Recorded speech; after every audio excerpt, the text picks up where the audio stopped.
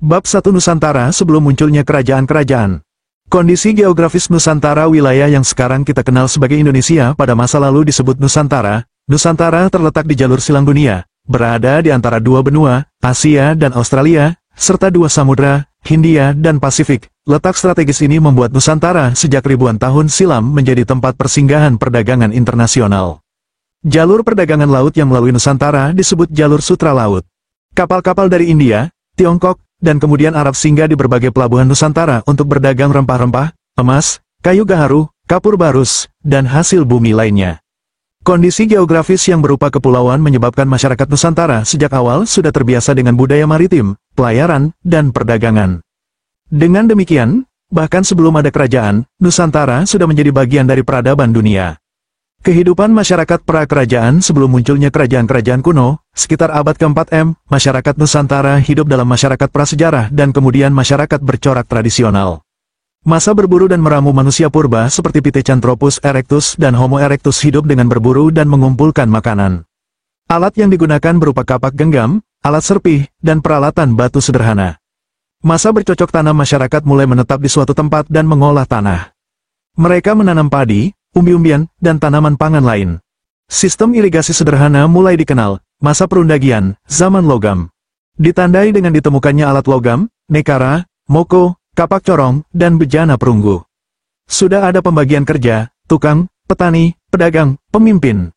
Muncul kepercayaan animisme, dinamisme, dan pemujaan roh leluhur. Dalam fase ini masyarakat Nusantara sudah memiliki kemampuan teknologi, sistem sosial, serta kepercayaan yang nantinya menjadi dasar bagi lahirnya kerajaan. Masuknya pengaruh luar, India, Tiongkok, dan Arab. Munculnya kerajaan-kerajaan kuno di Indonesia tidak lepas dari pengaruh luar, terutama India dan Tiongkok.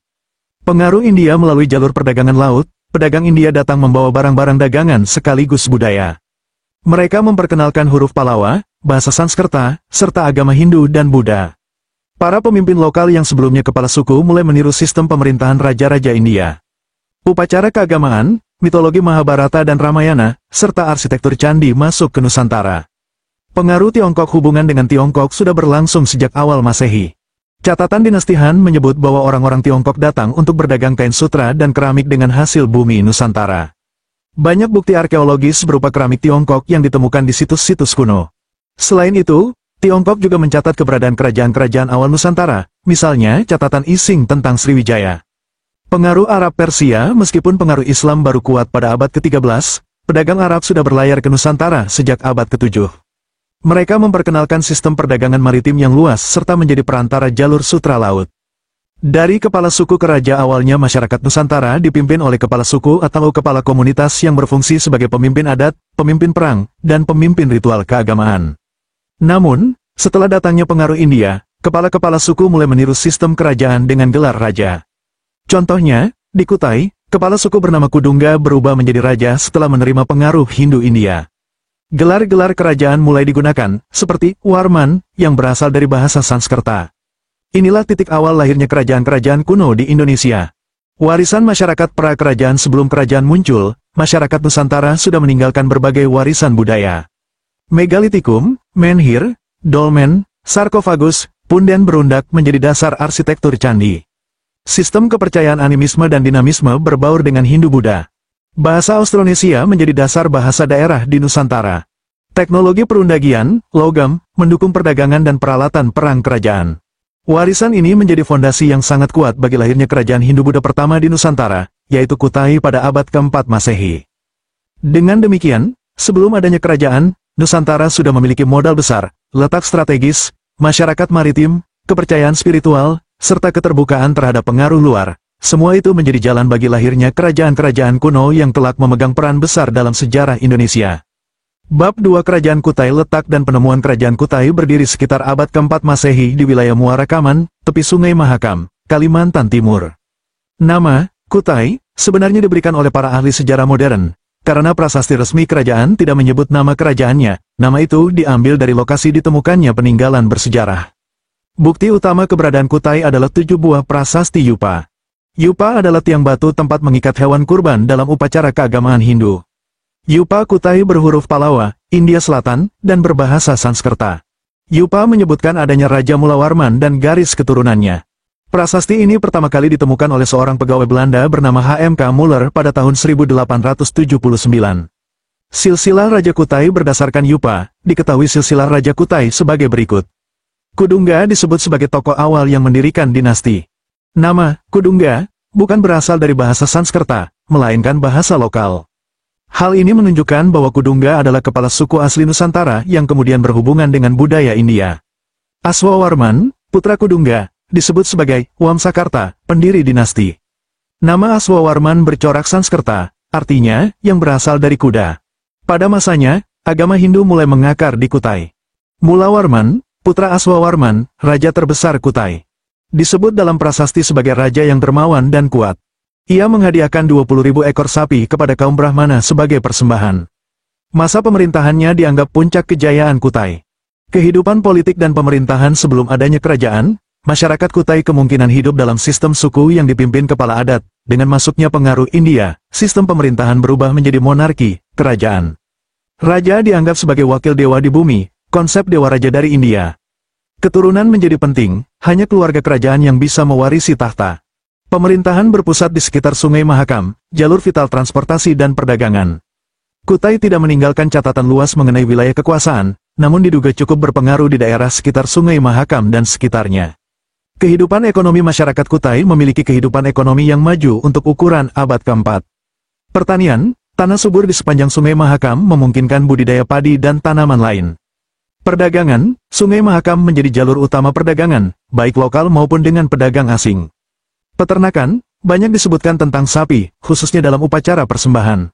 Kerajinan logam, ditemukan peralatan logam, menunjukkan adanya kemampuan teknologi.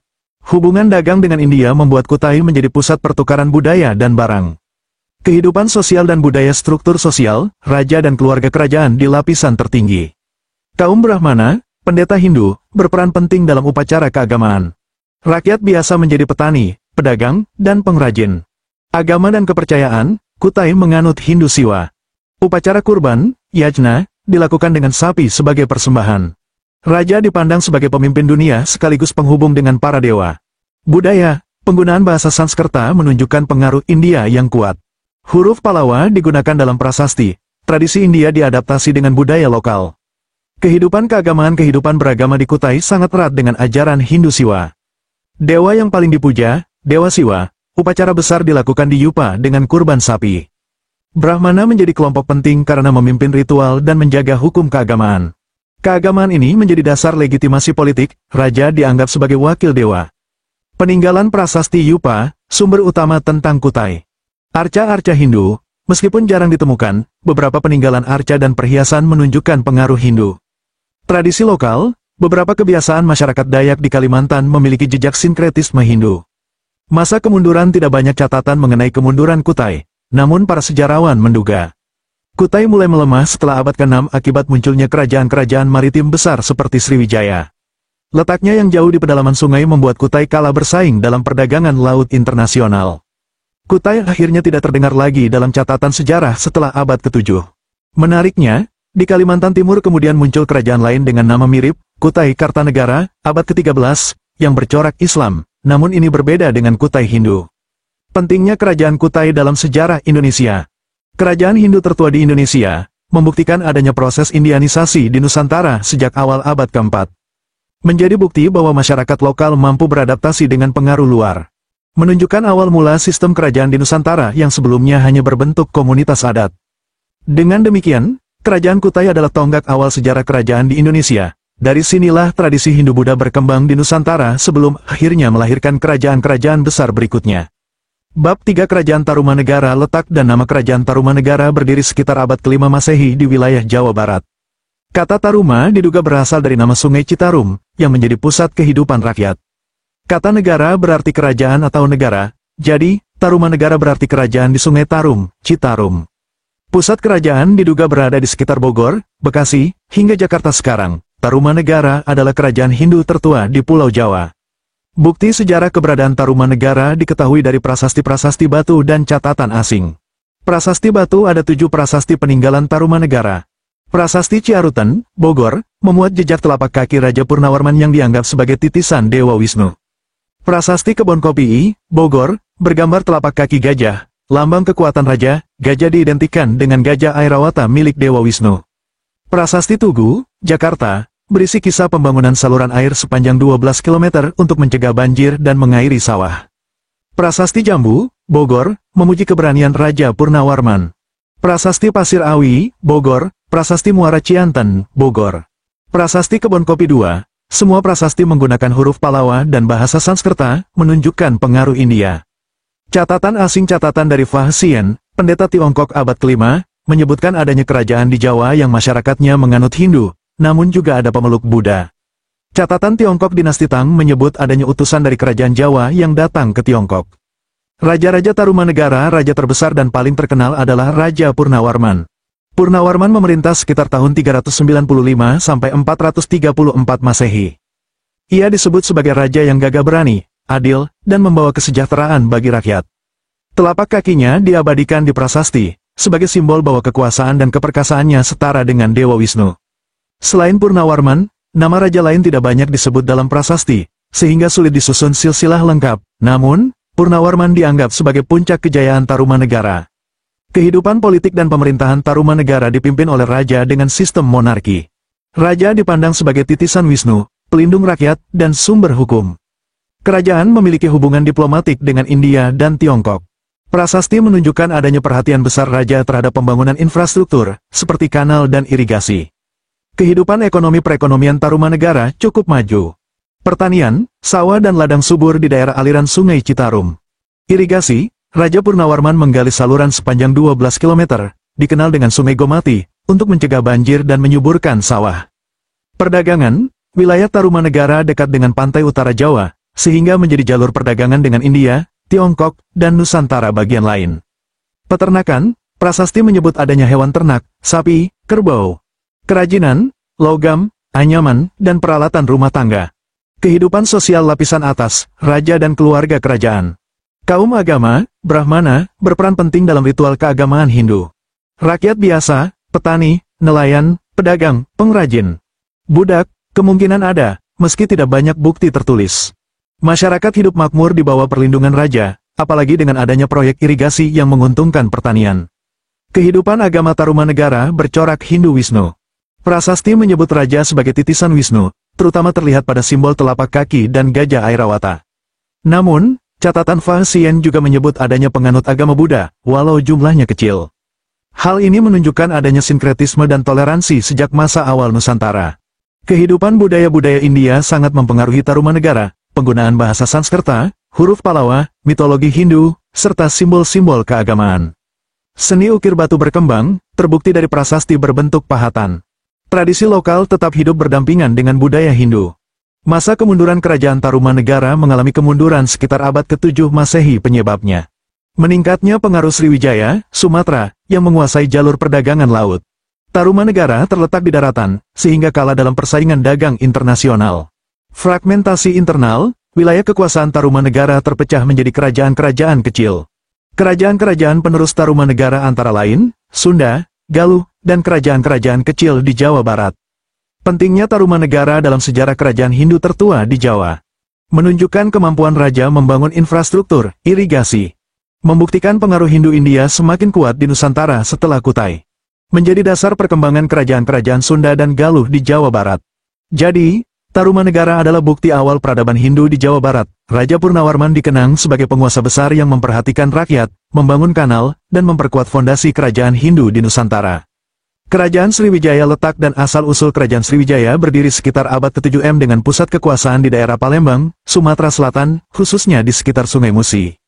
Nama Sriwijaya berasal dari bahasa Sanskerta, Sri, berarti cahaya, keberuntungan, atau kejayaan. Wijaya, berarti kemenangan, jadi Sriwijaya berarti kemenangan yang gemilang. Sebagai kerajaan maritim, Sriwijaya menguasai jalur perdagangan internasional di Selat Malaka dan Selat Sunda, sehingga menjadi penguasa utama jalur sutra laut. Bukti sejarah keberadaan Sriwijaya dibuktikan melalui Prasasti Kedukan Bukit, 683 Masehi Palembang, menceritakan perjalanan Dapunta Hyang bersama 20.000 prajurit menaklukkan daerah-daerah lain. Prasasti Talang Tuwok, 684 Masehi, berisi doa agar taman yang dibuat raja memberi kemakmuran rakyat. Prasasti Telaga Batu berisi sumpah setia pejabat dan hukuman bagi pengkhianat. Prasasti Kota Kapur, 686 Masehi, Bangka, menceritakan ekspedisi Sriwijaya ke Jawa. Prasasti Karang Berahi, Jambi, menandai wilayah kekuasaan Sriwijaya. Dua catatan asing catatan pendeta Tiongkok Ising, abad ke-7, menyebut Sriwijaya sebagai pusat belajar agama Buddha. Ia menetap di Sriwijaya sebelum melanjutkan perjalanan ke India. Catatan Tiongkok Dinasti Tang menyebut Sriwijaya sebagai kerajaan makmur yang rajanya mengirim utusan ke Tiongkok.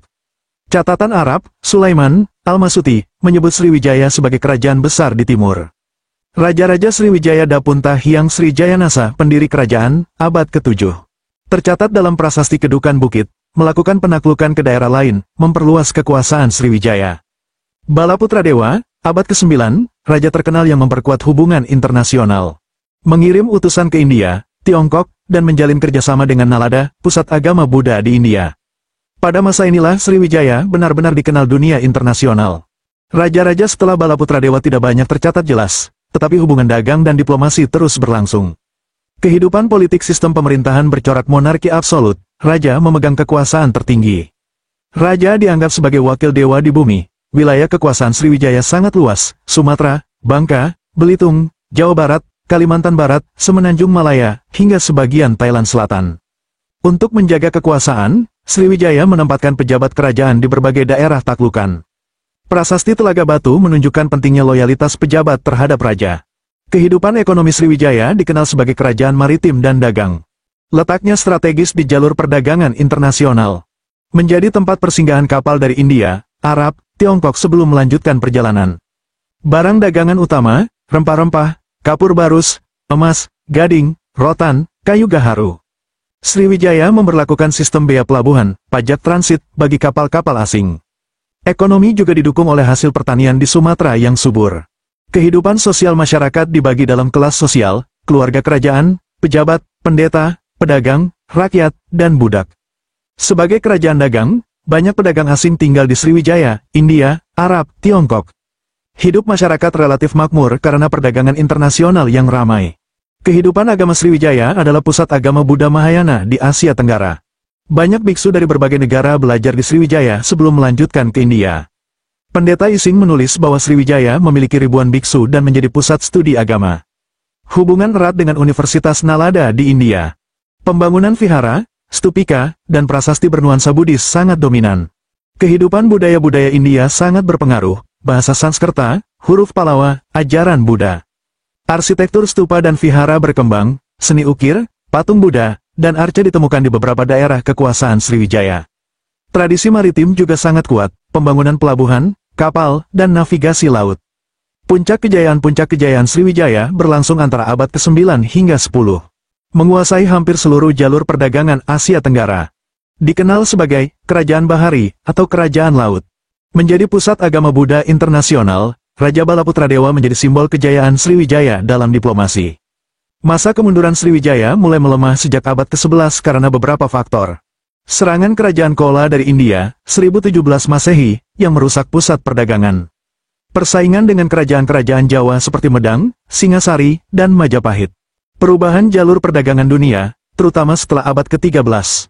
Bangkitnya kerajaan-kerajaan Islam di pesisir, seperti Samudra Pasai, yang merebut jalur perdagangan. Akhirnya, pada abad ke-13, kekuasaan Sriwijaya benar-benar meredup dan digantikan oleh kerajaan-kerajaan baru. Pentingnya Sriwijaya dalam sejarah kerajaan maritim terbesar di Nusantara.